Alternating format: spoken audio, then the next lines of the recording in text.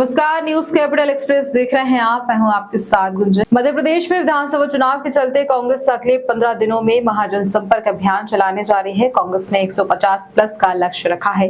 कांग्रेस 230 विधानसभा में जनसंपर्क करेगी। कांग्रेस प्रदेश कार्यालय में राष्ट्रीय प्रवक्ता सुप्रिया श्रीनेत्री प्रेस वार्ता में पत्रकारों से जानकारी साझा करते हुए कहा, कांग्रेस का महाजनसंपर्क अभियान 150 प्लस का हमारा लक्ष्य महान। असलियत यह है कि इस बार प्रचंड बहुमत से कांग्रेस की सरकार बनने जा रही है और जैसे जैसे चुनाव अपने अंतिम छोर की ओर जा रहा है, हम पूरी प्रतिबद्धता से, पूरी ताकत से इस चुनाव को अभी तक लड़े हैं और आगे भी लड़ेंगे। अगले 15 दिनों में हमारे सर्वोच्चतम नेतृत्व और यहाँ के वरिष्ठ नेतागण सब मिलकर ध्येय है कि 230 असेंबली सीट्स को कवर करेंगे और 230 असेंबली सीट्स तक हम अपनी बात, अपनी जो वचन पत्र की बातें हैं, अपनी जो योजनाएं हैं खुशहाल मध्य प्रदेश के लिए, उसको जनता तक पहुंचाएंगे। वो योजनाएं किसानों के लिए हैं, गरीबों के लिए हैं, मजदूरों के लिए हैं, बेरोजगारों के लिए हैं, महिलाओं के लिए हैं, आदिवासियों के लिए हैं, पिछड़ों के लिए हैं, दलितों के लिए हैं। उसके साथ ही साथ हम इन 230 विधानसभा तक सरकार के 18 साल के कुशासन का भी पर्दाफाश करेंगे।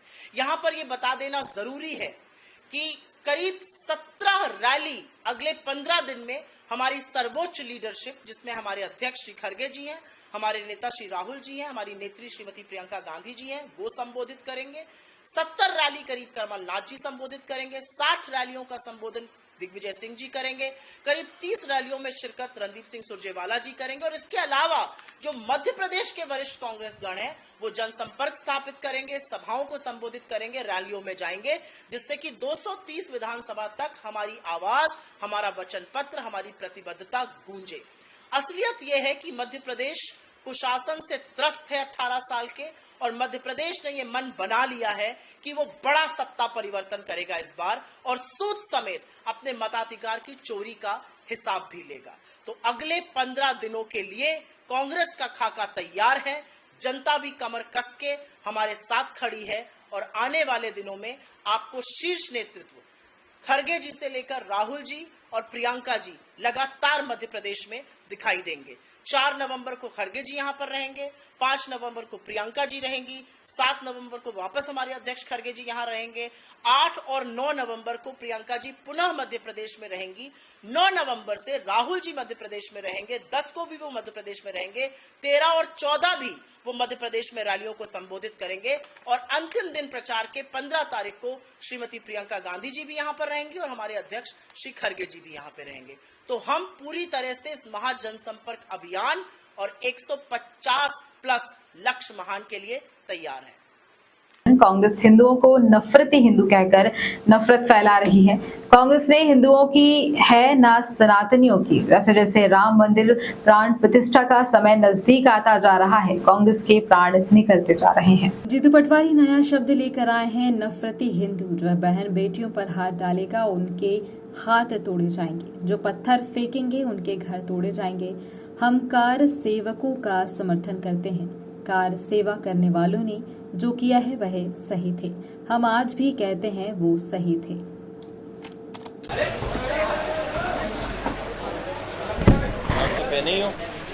आतंकवाद के खिलाफ लड़ रहा था, स्वयं कांग्रेस की गवर्नमेंट के सामने आतंकवादी धमाके कर रहे थे।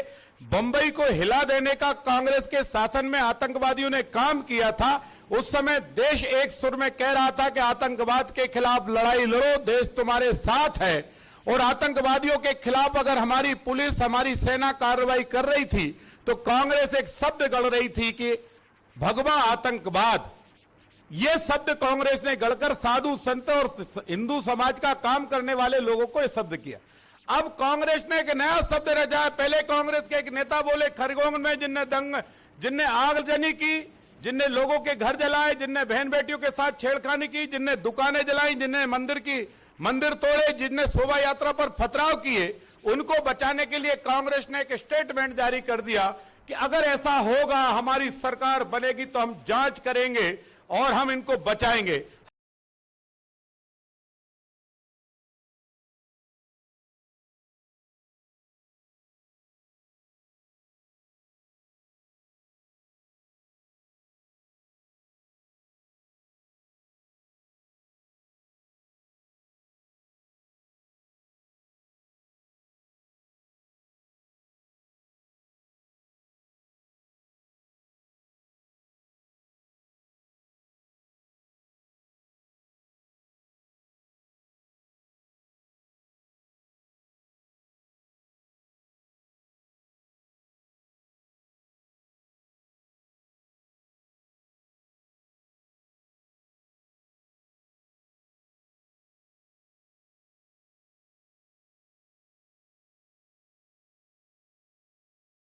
इतना ही मोहब्बत तुम्हारा आतंकवाद और दंगाइयों से है तो हमारी तरफ से भी कान खोलकर सुन लो कि तुम्हारी सरकार किसी कीमत पर मध्य प्रदेश की धरती और देश में नहीं बनेगी, लेकिन जो छत से पत्थर फेंकेगा वो छत जरूर टूटेगी।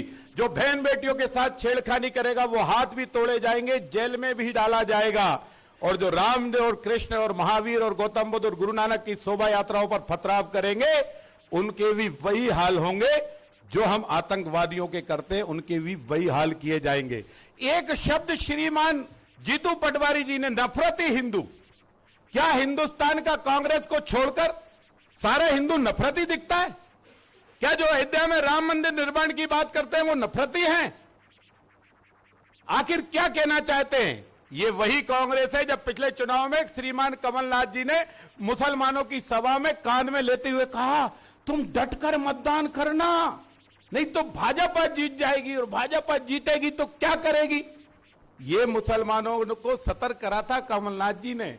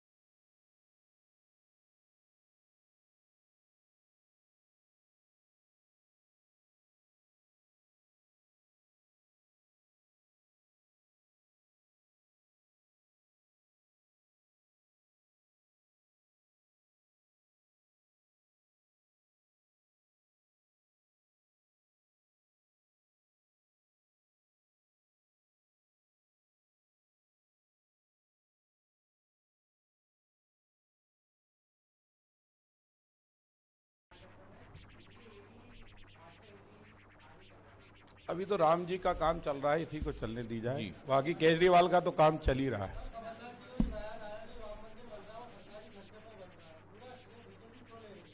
तो कमा तो ये हैसियत भी तो पैदा हो, तुम्हारे सरकार में तो नहीं थी। पंडित नेहरू ने तो नहीं बनाया, मोदी सरकार में दम है। राम का भी बनाएंगे, कृष्ण का भी बनाएंगे, काशी विश्वनाथ को भी सजाएंगे, और जहां मिलेंगे उनका जीर्णोद्धार करने का मौका अवसर है तो हर मंदिर का जीर्णोद्धार किया जाएगा, क्योंकि मंदिर भारत की आत्मा है। बापू ने कहा था, उठो देशवासियों, राम राज लाऊंगा। राम राज मतलब भगवान का राज। उस राज की जब बापू ने कल्पना की थी तो गांव का किसान, मजदूर, नौजवान सब बापू के साथ था। यही तो कांग्रेस को दर्द है। तुम मस्जिद को पैसा दे सकते हो, दर्द नहीं हो सकता। तुम ताजुल मसाजिद को भोपाल में श्रीमान अर्जुन सिंह 8 एकड़ जमीन दे सकते हैं और बोर्ड ऑफिस खाली कराकर यहां ला सकते हैं, तब तुम्हें दर्द नहीं होता।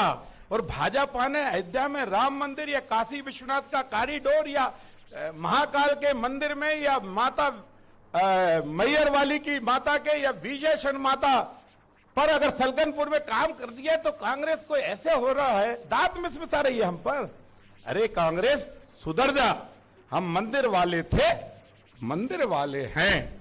मंदिर बनाने में ना हमें शर्म है ना संकोच है। हम तेरी तरह चादर ओढ़कर टीका नहीं छुपाते, हम खुलेआम टीका लगाकर जय श्री राम बोलते।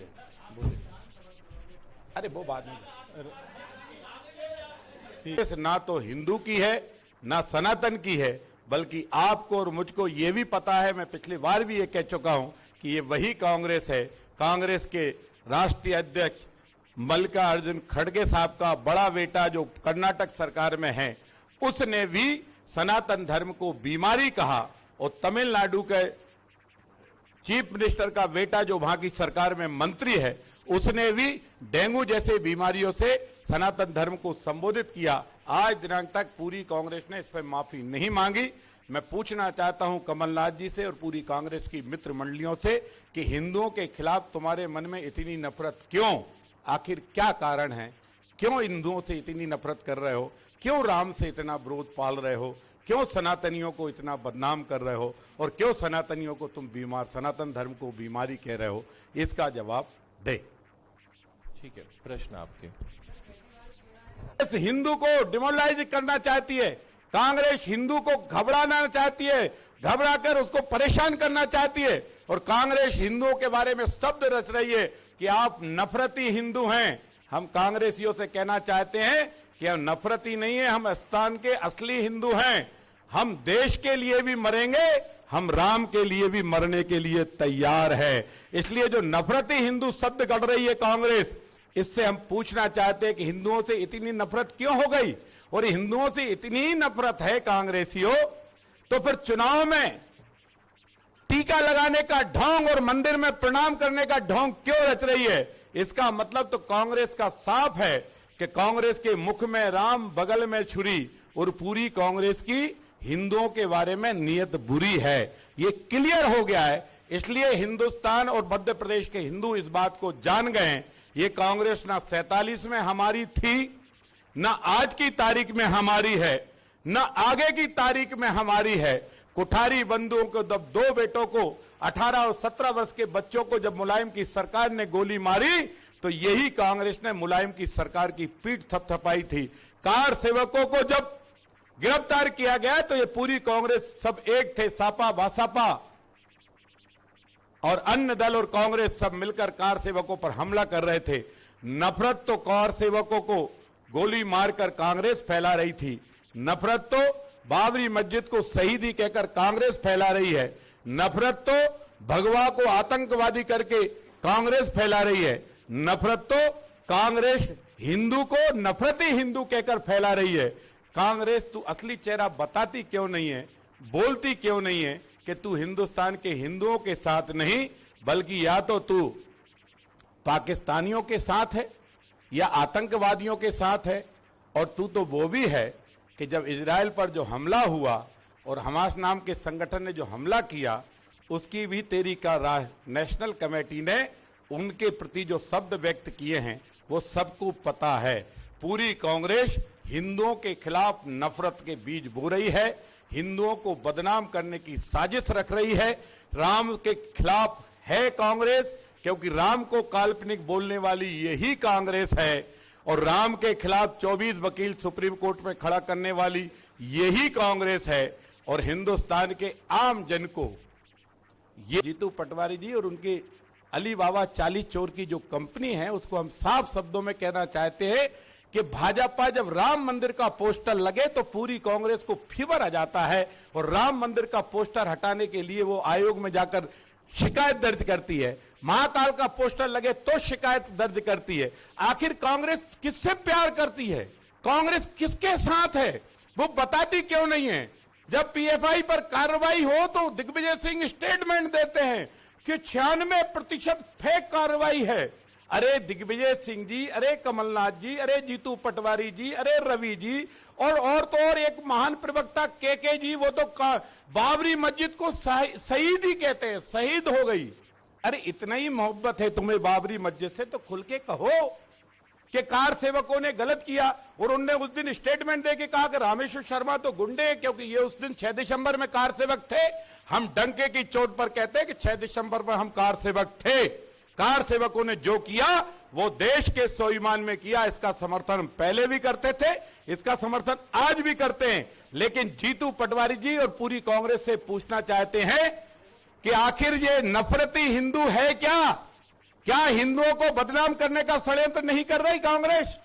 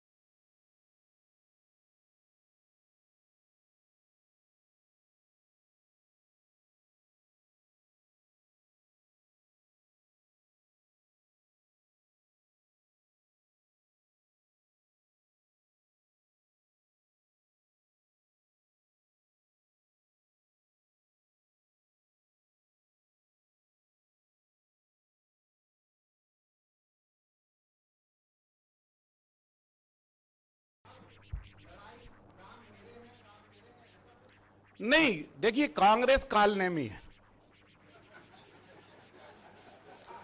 अब इसका अर्थ कांग्रेस से पूछिए कि कालनेमी कौन था, तो वो बताएंगे कि जो राम काज करने के लिए हनुमान जी जा रहे थे तो बीच में बाधा खड़ी कर रहा था।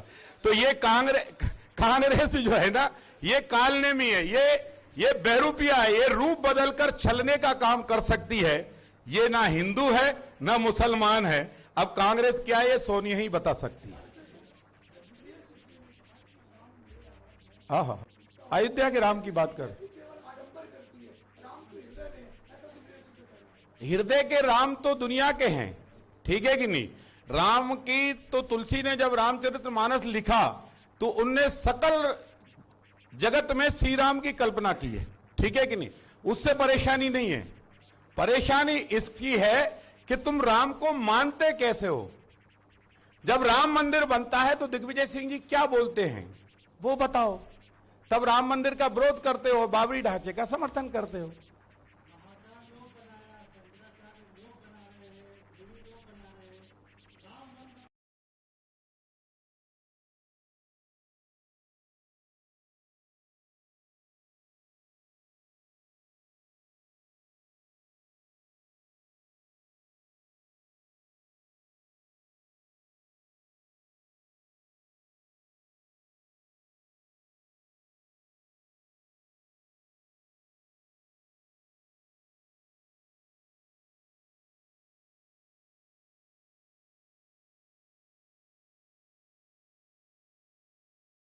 शिलान्यास हो गए, पर ओरछा के राम तो राजा राम हैं, वो अवध से बुलाए गए हैं, अवध के से आए, और उनके बारे में तो कहानी, और वो भी कब मतलब बनी रहा है, शिलान्यास हो गए सर।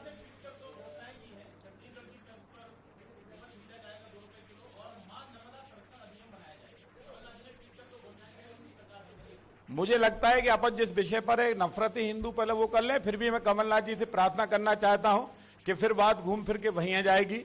कमलनाथ जी, मैं आपसे सवाल पूछना चाहता हूं कि आप अयोध्या में रामलला के दर्शन करने कब गए? एक, नंबर 1। नर्मदा नदी में नहाने कब गए? नंबर 2। गंगा नदी में कब नहाए? नंबर 3। ठीक है कि नहीं? और इसलिए मेरा फिर कहना है कि कमलनाथ जी ऐसा काम ना बोले। ये वो आप उम्र के आखिरी पड़ाव पे हो, क्या मालूम किसके सिखाने में क्या बोल जाते हो, और बाद में दुनिया आपके मजे लेती है। तो कमलनाथ जी आदरणीय नेता हैं, उनको ये सब नहीं करना चाहिए। उनको पता है 84 में सिख दंगे कैसे हुए, उसकी बात जानकारी देंगे तो ज्यादा अच्छा होगा। बस पूछो यार, पूछ लो सर।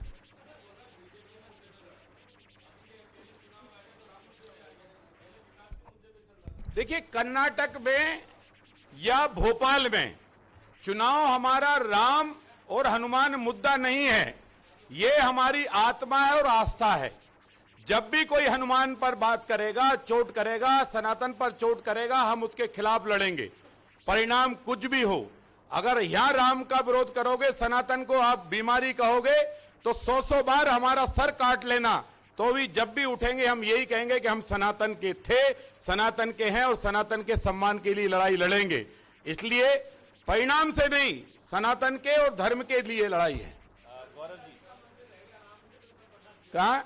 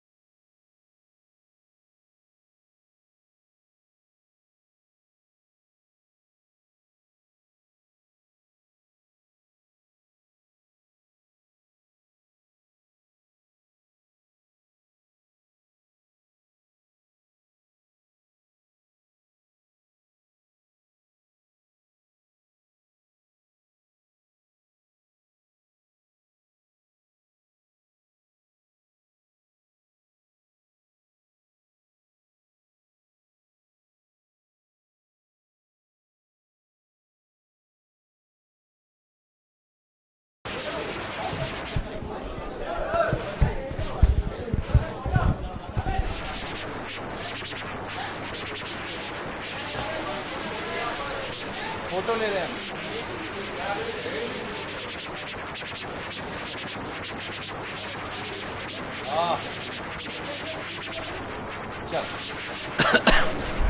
बीच सभी अपना अपना स्थान ग्रहण करें। आप सभी पत्रकार साथियों का स्वागत है। आज भारतीय जनता पार्टी के वरिष्ठ नेता एवं विधायक आदरणीय श्री रामेश्वर शर्मा जी एक महत्वपूर्ण विषय पर पत्रकार वार्ता को संबोधित करने के लिए यहाँ उपस्थित हैं। मैं उनका स्वागत करता हूँ। हुजूर पर सस्पेंस खत्म, डागा ने नाम लिया वापस, कांग्रेस के समर्थन में लिया नाम वापस, नरेश के लिए करेंगे काम। अरे थोड़ा कुछ तो करवा दो आपको।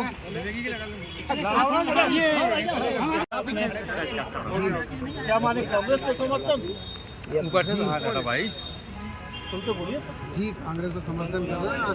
देख नहीं रहे मेरे लेफ्ट हैंड पे कौन खड़ा हुआ, और हाथ किसके ऊपर है देखो मेरे तो ऊपर। 2018 में भाई जो आज 2023 में 2018 में भी आपने फॉर्म वापस ले लिया था, उसके बाद कांग्रेस में शामिल हुए, आज फिर टिकट नहीं मिली, फिर निर्दलीय फॉर्म भरने के बाद फिर वापस लिया। जी नहीं, ये नरेश भाई का हमने जब पिछली बार खड़े हुए थे तब भी साथ दिया था और अभी भी साथ दे रहे हैं।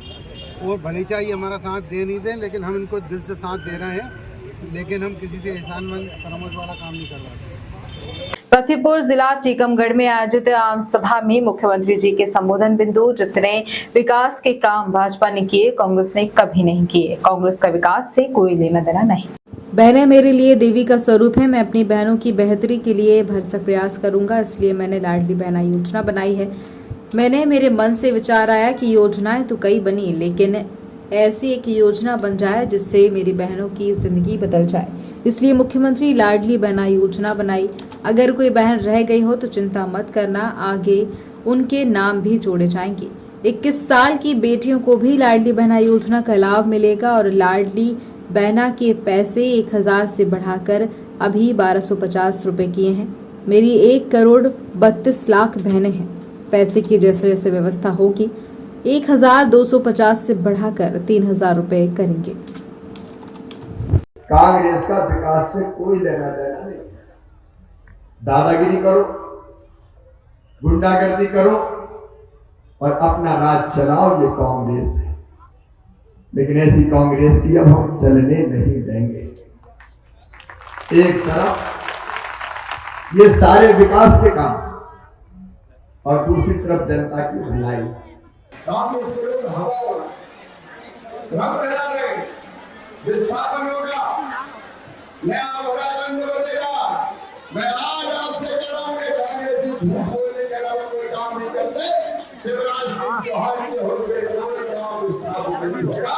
इन बातों में ये झूठ बोलने वाले लोग वो करे कमलनाथ मॉडल आएगा, लेकिन कमलनाथ मॉडल का है करप्शन क्राइम और कमीशन का मॉडल है कमलनाथ मॉडल। ये गोल्ड मॉडल अब नहीं चलने वाला कमलनाथ जी। ये तो फैक्ट्री डिफेक्ट निकल गया तुम्हारी सरकार में, आए और चले गए। और सोची है हर परिवार एक रोजगार, हर परिवार, प्रत्येक परिवार एक रोजगार। किसी भी परिवार को रोजगार के बिना नहीं रहने देंगे, चाहे वो रोजगार सरकारी नौकरी का हो, चाहे वो रोजगार मुख्यमंत्री सीखो कमाओ योजना का हो, चाहे वो रोजगार स्व सहायता समूह का हो, चाहे वो रोजगार हमारी जो स्वरोजगार की योजना है उनके अंतर्गत हो, ताकि पलायन ना करना पड़े। मैं आपसे निवेदन करने आया हूं, कांग्रेस जैसी पार्टी हमारा कोई भला नहीं कर सकती। पहले भी नहीं किया, आज भी नहीं करेगी। दिल्ली में तो कांग्रेस के हाथ में कहीं तो हो गए, अब उनके नेता ही उनके नेता को कर रहे हैं। ये तो जय और वीरू की जोड़ी है, जय वीरू। जेल जाते थे और जेल से छूट के आते थे। ना तो दिग्विजय सिंह जी मिस्टर बंटाधार हमारा भला कर सकते और ना कमलनाथ जी हमारा भला कर सकते। अब देखो कमलनाथ ने क्या जुर्म किए, मेरी बहनों संबल योजना बंद कर दी, बेगा भारिया सहरिया बहनों को पैसा में 1000 देता था वो बंद कर दिए, बच्चों के लैपटॉप छुड़ा दिए, कन्या विवाह का पैसा ही नहीं दिया, तीर्थ यात्रा बंद कर दी। अब तीर्थ यात्रा हमने फिर रेल से चालू कर दी, अब केवल रेल से नहीं हवाई जहाज से भी तीर्थ ले जा रहा हूँ। गरीब आदमी हवाई जहाज में भी बैठ कर तीर्थ जाए। लेकिन कमलनाथ ने तो सब योजना बंद कर दी। और अब याद रखना, भारतीय जनता पार्टी है कोई लाडली बहना है, कांग्रेस आगे ना लाडली बचेगी ना बहना बचेगी, सब खत्म हो जाएगा। चंदेरी भारतीय लोकतंत्र के महापर्व मतदान करने के लिए भारत निर्वाचन आयोग के द्वारा लगातार विभिन्न कार्यक्रम आयोजित कराए जा रहे हैं और इसी क्रम में कलेक्टर एवं जिला निर्वाचन अधिकारी के निर्देशन में आगामी विधानसभा चुनाव 2023 के लिए नगरीय क्षेत्र चंदेरी में मुख्य नगर पालिका अधिकारी रीना सिंह राठौर के द्वारा स्वीप प्लान के तहत प्रतिदिन कार्यक्रम कराए जा रहे हैं। नगर पालिका के द्वारा 50% से कम मतदान वाले स्थानों पर 100% मतदान के लिए विभिन्न कार्यक्रम कराए जा रहे हैं। इसी क्रम में नगर पालिका के द्वारा नवीन बस स्टैंड से रैली प्रारंभ की गई है, जो पंचम नगर कॉलोनी खिड़की दरवाजा होते हुए दिल्ली दरवाजा पर रैली का समापन हुआ। रैली में मतदाता जागरूकता के नारे के साथ तख्तियां लेकर रैली निकाली गई। वहीं दिल्ली दरवाजा चौराहा पर भारत का नक्शा बनाकर मोमबत्ती जलाकर सभी को मतदान करने की शपथ भी दिलाई गई। इस दौरान नगर पालिका कर्मचारी अमित जैन, प्रदीप जैन, रोहित तिवारी, नीरज ओझा, रविंद्र तोमर, देशराज हैदर आदि उपस्थित रहे।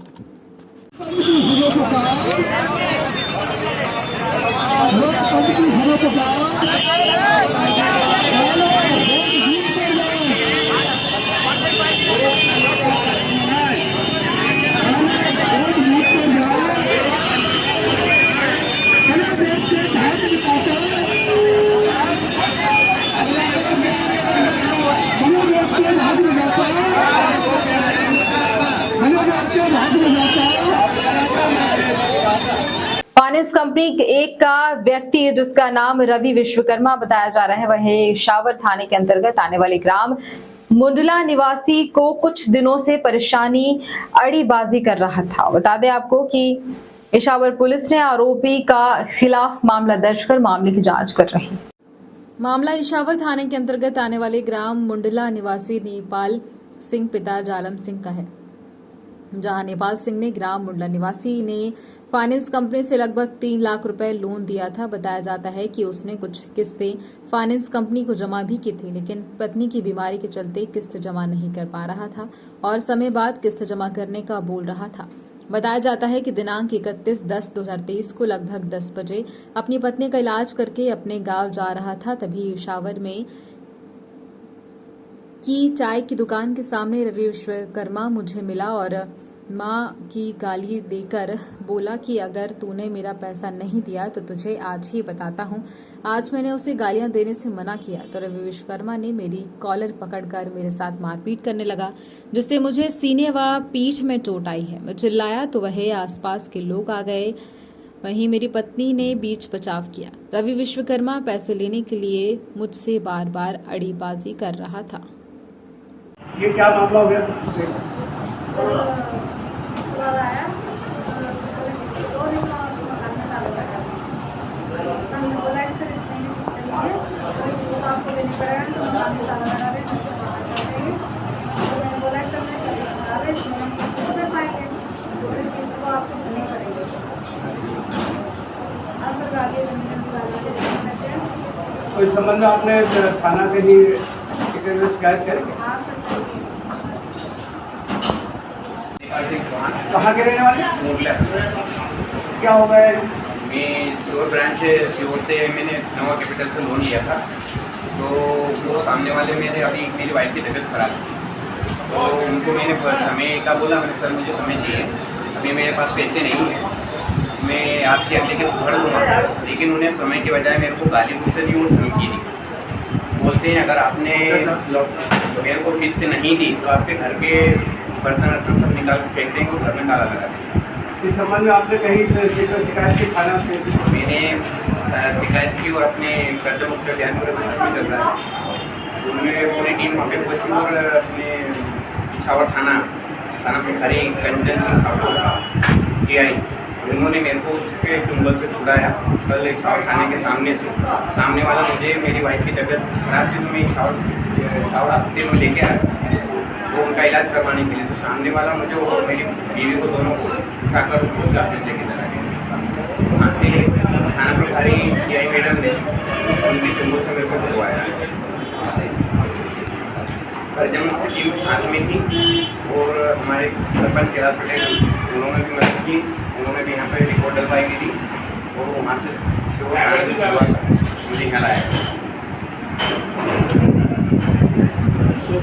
जबलपुर विधानसभा चुनावी सरगर्मी के बीच अब स्टार प्रचारकों का दौर शुरू हो गया है और इसी कड़ी के जबलपुर पहुंचे भाजपा नेता पूर्व केंद्रीय मंत्री रविशंकर प्रसाद ने प्रेस वार्ता कर भाजपा सरकार की उपलब्धि गिनाई और कमलनाथ दिग्विजय सिंह पर निशाना साधा है।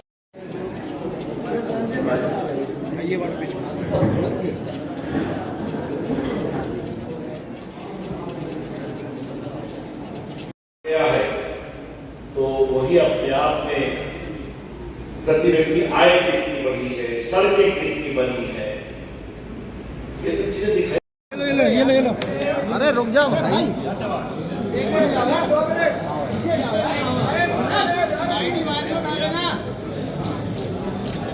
धन्यवाद।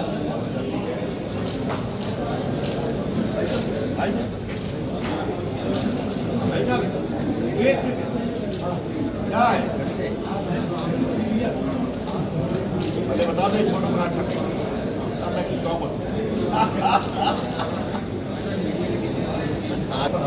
सबसे नमस्ते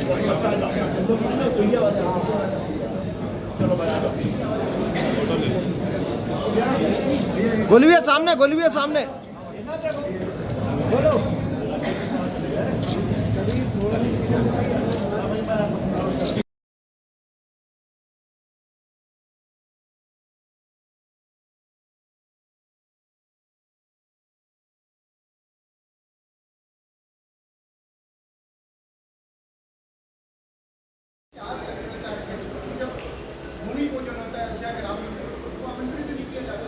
इनको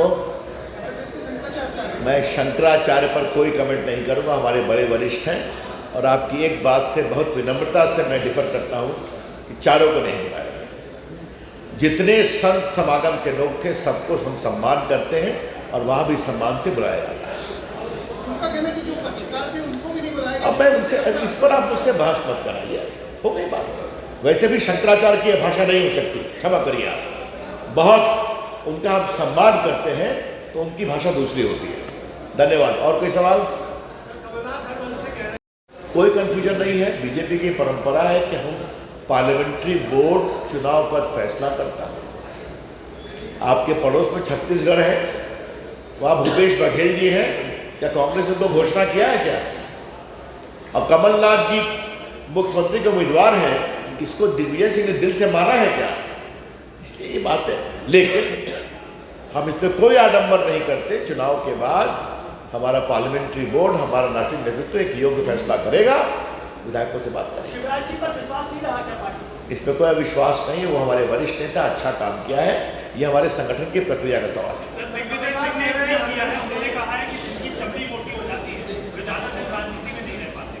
क्या कहा? जो जिनकी चमड़ी मोटी हो जाती है वो ज्यादा दिन राजनीति में नहीं रह सकते, ट्वीट किया दिग्विजय सिंह। दिग्विजय सिंह ने कुछ अपने बारे में ऐसा कुछ कहा है क्या? तो आप बता दीजिए। अब उनके ऊपर देश भर से कितने कमेंट आते हैं, उनके बारे में कितने कमेंट आते हैं, एक बार आप देख लीजिए। इसका ठिकरा हमारे ऊपर क्यों फोड़ रहे हैं भाई? कुर्ता फाड़ने की बात तो वहां चल रही है। हमारी पार्टी में गर्व है, राकेश जी हमारे बहुत वरिष्ठ नेता हैं, बहुत योग्य संसद में काम करते हैं, मैं जानता हूं इनको। पार्टी ने कहा लड़ो, मैं भी लोकसभा में हूं, कल पार्टी मुझे कह सकती है लड़ो, तो हम सभी विनम्रता से स्वीकार करते हैं। और ऐसे वरिष्ठ लोग चुनाव लड़ते हैं तो आस पड़ोस की कई सीटों पर प्रभाव पड़ता है।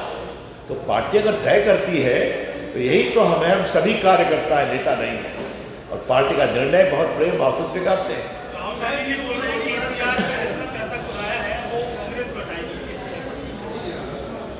देखिए राहुल गांधी क्या बोलते हैं, कितना बोलते हैं, कितना समझते हैं, इस पर कभी मैं अलग से प्रेस करूँ, ठीक है? हमने क्या बोला कैसा फिर देखना पड़ेगा। ये सुना हमने भी है। अब ये जय वीरू उधर से ही आया है, हा? तो अगर ये शोले के संबंध में है तो मैं एक ही बात कहूँगा, जय वीरू की कहानी शुरू कैसे होती है शोले में, उसको भी लोग देख ले तो अच्छा रहेगा। सर भारतीय जनता पार्टी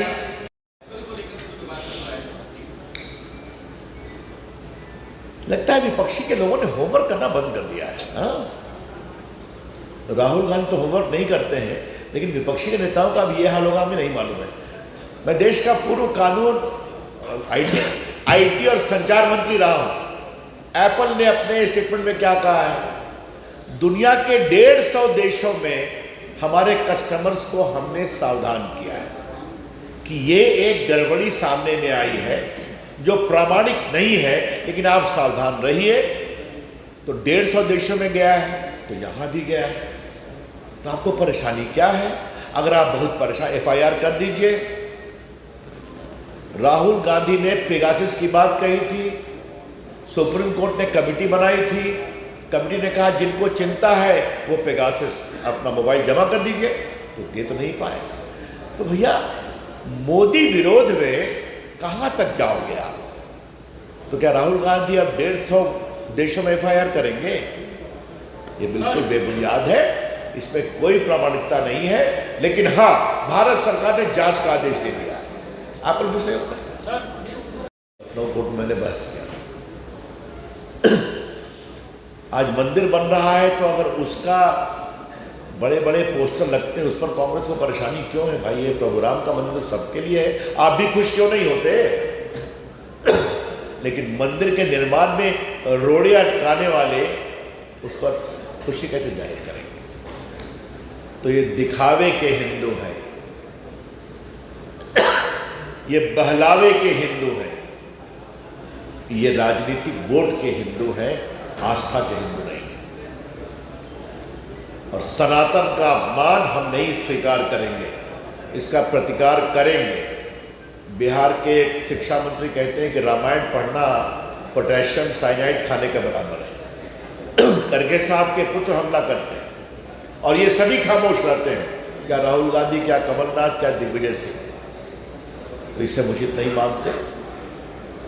मित्रों, अंत में यही कहना है, हमारा पूरा विश्वास है कि हम एक स्थायी सरकार देंगे।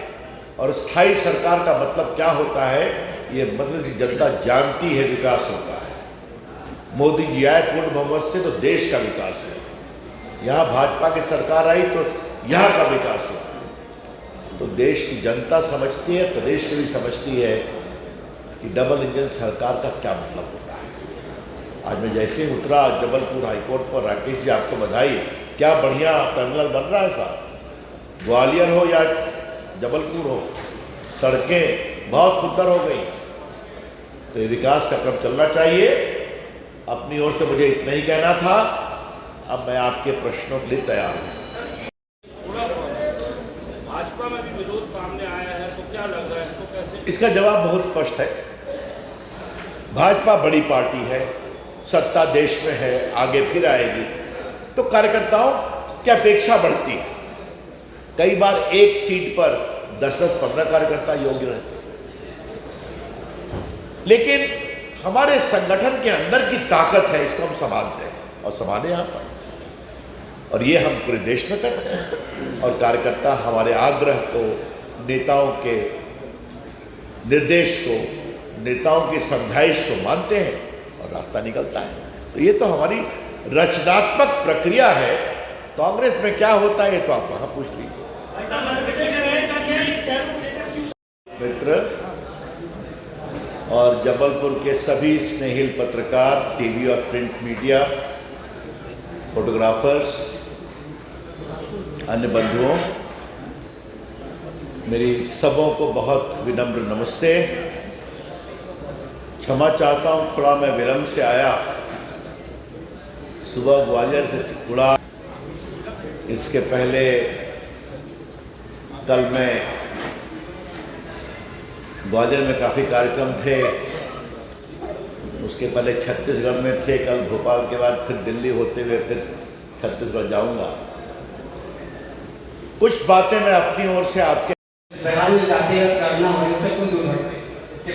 किसने कहा दूर हट रही है? हमने समर्थन किया था, लेकिन बिहार की जातिगत जनगणना ईमानदारी से नहीं हुई है। कई मामलों में, कई जातियों के मामले में फर्जीवाड़ा हुआ है। आपकी जानकारी के लिए कई अति पिछड़े समाज के लोग सड़कों पर हैं, उनकी गिनती ठीक से नहीं की गई। और तो और मुस्लिम समाज के लोगों को पहली बार फॉरवर्ड कास्ट में डाला गया है, पिछड़ा में डाला गया है, अति पिछड़ा में डाला गया है। तो ये मॉडल वो वोट बटोरने का मॉडल है। और जहां तक भाजपा का सवाल है, हमें गर्व है कि हमारे 85 लोकसभा के सदस्य पिछड़े परिवार से आते हैं। हमारे सबसे अधिक एससी और एसटी के विधायक और सांसद भाजपा के हैं। केंद्र सरकार में सबसे अधिक ओबीसी के मंत्री भाजपा ने बनाए। केंद्र सरकार में राष्ट्रपति द्रौपदी मुर्मू और पहले आदरणीय रामनाथ कोविंद जी हमने बनाए। तो ये आप जानते हैं, हम प्रामाणिकता से काम। शिवराज जी ओबीसी हैं, बाकी नेता ओबीसी हैं, तो दिखावे के लिए छोड़ दीजिए, उस पर क्या कमेंट करना है। हमारी प्रतिबद्धता सामाजिक न्याय में प्रामाणिक है। दैट्स ऑल, धन्यवाद। छत्तीसगढ़ हो, मध्य प्रदेश हो, राजस्थान की जानकारी हो, भारतीय जनता पार्टी इन तीनों चुनाव में तीनों प्रदेशों में बहुत ही निर्णायक विजय प्राप्त करने जा रही है। और ये बात मैं राजस्थान और छत्तीसगढ़ और मध्य प्रदेश तीनों के बारे में बोल रहा हूं। जहां तक मध्य प्रदेश का सवाल है, यहां का चुनावी मुद्दा जमीन पर दिखने वाला काम और झूठी घोषणाओं का पुलिंदा उसके बीच में है। अगर स्वयं हम मध्य प्रदेश की बात करें, हर चुनाव में मैं आता हूं, यहां के ग्रोथ को देखा है। आज मध्य प्रदेश भाजपा के शासन में बीमारू राज्य से बाहर निकल गया, विकास में आगे बढ़ा। अगर सिर्फ एक ही बात देखें कि वहां पर कितना बजट बढ़ गया है, तो वही अपने आप में प्रति व्यक्ति आय कितनी बढ़ी है, सड़कें कितनी बनी है, ये सब चीजें दिखाई पड़ती हैं। आज जबलपुर आया हूं कुछ वर्षों के बाद, जबलपुर का चेहरा कैसा बदला है वो मैं देख रहा हूं, और क्या बड़ी बातें हो रही हैं। और ये मध्य प्रदेश की जनता ने देखा है कि जब स्थायी सरकार आती है, जब विश्वास की सरकार आती है और जो केंद्र के साथ चलती है, तो विकास क्या होता है। हमारे प्रधानमंत्री नरेंद्र मोदी जी विशेष स्नेह रखते हैं मध्य प्रदेश से। वो अभी तक 38 बार मध्य प्रदेश आ चुके हैं। मैंने मालूम करने की कोशिश की कि मनमोहन सिंह जी 10 साल थे प्रधानमंत्री, कितनी बार आए थे, तो शायद 4 या 5 बार आए थे। आज मध्य प्रदेश में कृषि के क्षेत्र का विकास है। अगर 6,000 रुपया किसानों के खाते में दिल्ली से आते हैं मोदी जी की सरकार में, तो 6,000 शिवराज जी की सरकार देती है। आज अगर लाडली बहन योजना है, तो लाखों की संख्या में महिलाओं के अकाउंट में पैसे जा रहे हैं, 1,000, 1,250 रुपये। तो मुझे जानकर बहुत प्रसन्नता हुई कि 1 लाख से अधिक तो अपनी अल्पसंख्यक समाज की बहनें हैं जबलपुर में। खबर मध्य प्रदेश के रीवा जिले के गुड़ विधानसभा क्षेत्र से है, जहां भाजपा प्रत्याशी नागेंद्र सिंह ने अपने जनसंपर्क कार्यक्रम के दौरान ग्राम बड़ागांव, बघमड़ा, करौंदी और महाडाडी, धांधी, उमरी, हरदी, बेला, खामड़ी, हरदुआ, खेड़ियार, चंदेरी, कुआडान पहुंचे व घर घर जाकर लोगों से मुलाकात की। सब पीछे हैं सब हमारे साथ, लेकिन इनके कल बुद्धिजीवित बहुत बहुत धन्यवाद आपको। हमने बधाई दी थे, बधाई है बधाई। लेकिन ये है हमारा विनती कि नरेंद्र मोदी जैसे आज तक मिले कहों सरकार रहे हैं, हाथ उठाई नहीं रहे हैं। शिवराज सिंह जैसे भैया रहे हैं, नहीं पाना ऐसा। सिंह जी ने आपके बीच में आए हैं आपसे जनादेश लेने कि भारतीय जनता पार्टी की सरकार आप लोग बनाओ, आप लोग आगे भारतीय जनता पार्टी की शिवराज सिंह से मध्य प्रदेश के मुख्यमंत्री बने, इसके लिए वो आपके बीच में मिलने आए। तब तक मेरे साथी इसमें अखिलेश तिवारी जी एडवोकेट, सम्माननीय सुरेश त्रिपाठी जी, सम्माननीय रामायण प्रसाद मिश्रा जी, चंद्रवती केवट जी, राम कुशल कोल जी, अरविंद सिंह जी पप्पू, सबका मौका देंगे बात करेगा। दो अक्षर बोली थी। ये बताई कि पहला मंदिर नरेंद्र मोदी ने सरकार अपन, फिर शिवराज सिंह, फिर यहाँ के मालिक मुखिया नागन विधायक जी, आप सब बिना दुल्हा के बारात नहीं निकला थी। दुल्हा हम सब बाराती हैं, आए हम बाराती, बारात लेके आए हम बाराती। तो हम सब लड़े हैं चुनाव नहीं लड़े आई भैया बिल्कुल होगा पर्चा भरे। आप सबके हाथ मजबूत करना है और कंधा मिला के चलेगा। छूत शिवराज सिंह मिटा दिया है। अब इनके भीतर रसंगम आप चले जाइए, हम चले जाइए। हमारा नंबर आप सब नोट करिए, हाँ वही पकड़ना। अगर कि अच्छा देखिए, वार्ड में पंच बनाना जाता है कि अपने वार्ड के पंच काम कराना है, और सरपंच बनाना जाता है, सेक्रेटरी बनाना जाता। अभी गद्दार निकल जाते तो क्या बताए नरेंद्र मोदी चूल्हा के राख उठावे। इतना सुविधा अब का गिनाई, कितना सुविधा। अपना हमारी 1 नंबर 2 नंबर भर जाके पड़ा था। और सारी जुम्मा शासन लाए है।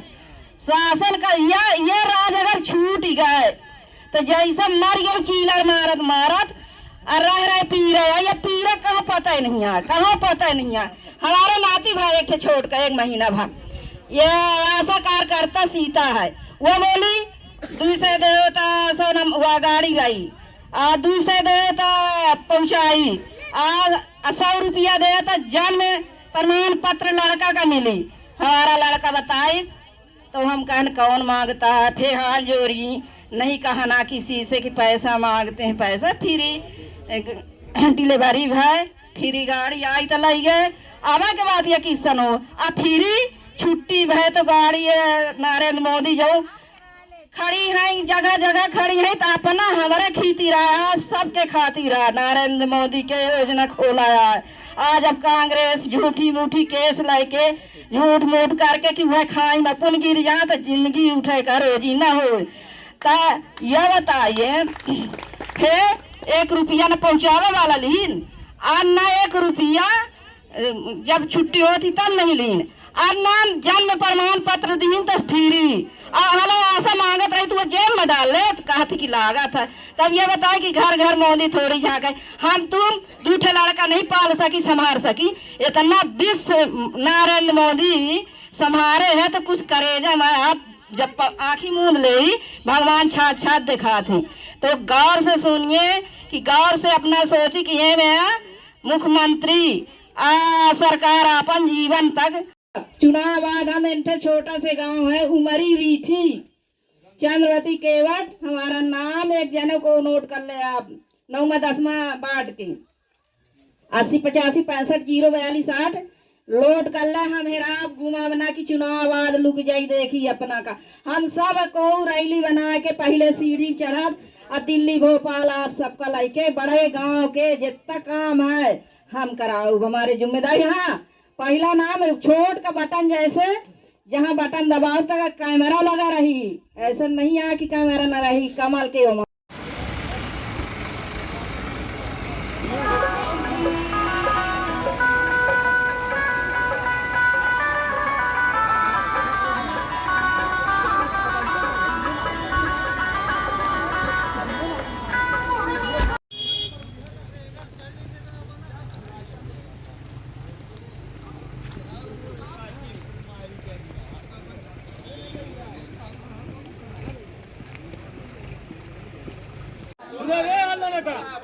विश्वम्भर पटेल जी, आदरणीय अखिलेश तिवारी जी, आदरणीय सुरेश त्रिपाठी जी, हमारे आपके सबके यहीं के निवासी और एक प्रतिष्ठित नागरिक, हमारे पुराने सहयोगी लल्लू दादा, हमारे मंडल अध्यक्ष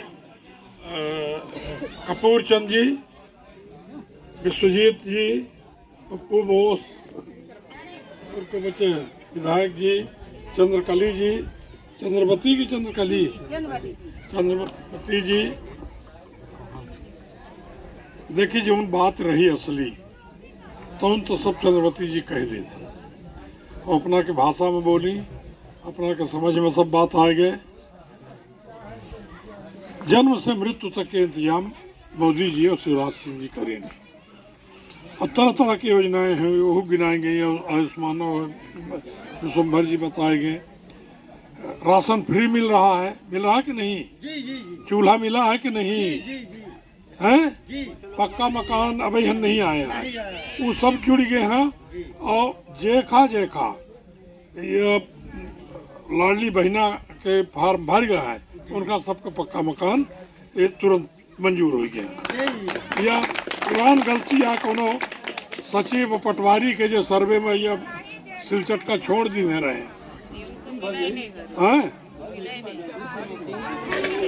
हाँ ठीक है, आपने बात करी थे भाई। ये बताइए हमका एक बात बताइए, अपना का नहीं मिला है, सिलचट में नहीं मिला है, कहाँ दिखा न आस पड़ोस में मिला है? अरे बड़ा गांव का दिखा न, कहाँ बड़ा गांव मिले हैं? अरे हाँ मिला है ना, कहाँ मिला है दिखा न? हमका ये बताई कब हूँ और कोनो सरकार पक्का मकान दी नहीं रही है।